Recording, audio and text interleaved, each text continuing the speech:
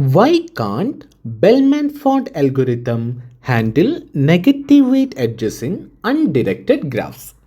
We already discussed that the whole purpose of having Bellman Ford algorithm is for handling negative weight edges. This is the main purpose of Bellman Ford algorithm. But there is a catch. The catch is that it can handle negative weight edges only when it is in a directed graph. If it is an undirected graph, there is no way Bellman Ford algorithm can handle negative weight edges. Let us see why this is and why should you handle only in case of directed graphs. Okay, this is the topic of this lecture. First thing, let us see what happens in case of a directed graph. In directed graph, if you have a graph like this, let us say this is your directed graph.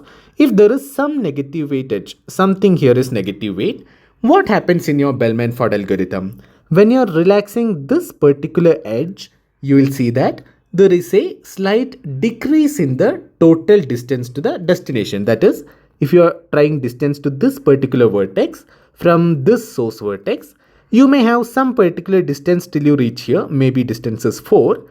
But if you want to reach here, which looks to be at a longer distance, but because this is having negative weight, 4 minus 2, which means you can reach here in a distance of 2, but in order to reach here, you will take distance of 4. This is the case of a normal directed graph.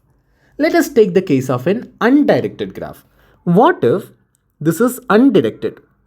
If there are no directions and this is negative weight, what is the problem here? Think about this.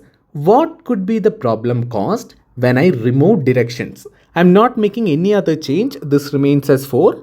I'm just making one change, that is, I remove the direction of that edge. What happens now? The point is, there is a speciality with Bellman Ford algorithm. It can handle negative weight edges, but it cannot handle negative weight cycles. If it is a cycle, if it is like this and the whole cycle's weight is negative, it will not be able to handle. In case of undirected graph, what happens is, even if you have only a negative weight edge, it is by default a negative weight cycle. The reason is, if you don't have directions, you can go to this side and also you can come back. Both of these are having negative weight, which means this single edge itself is a negative weight cycle. It is not just a negative weight edge, it is a negative weight cycle. What is the problem with negative weight cycle?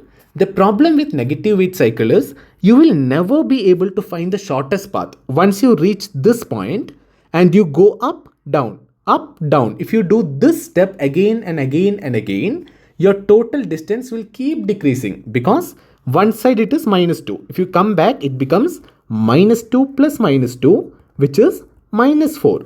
So if you one time go up and come down, your distance is minus 4. Again, if you do the same thing, it becomes minus 8. Then it becomes minus 12 and so on. You will never be able to say, this is my shortest path. You do this any number of times, it will shortest path length will keep decreasing. This is the problem with negative weight edges in undirected graph. So it's not necessary that you initially have this in the path or not. Let us say you want to find distance from this point to this point. And let us say your actual path is like this and from you are coming here. But what can you do is, in between, you can stop at this point, go up, come down, go up, come down. Do this any number of times in order to decrease the length of path and then you can come here. This is why when you have a negative weight edge in an undirected graph, Bellman Ford algorithm will not be able to handle. It's not just about Bellman Ford won't be able to handle. It's not able to find the shortest path at all. That possibility itself is not there. Because of that, Bellman Ford cannot handle case of negative weight edges in undirected graphs.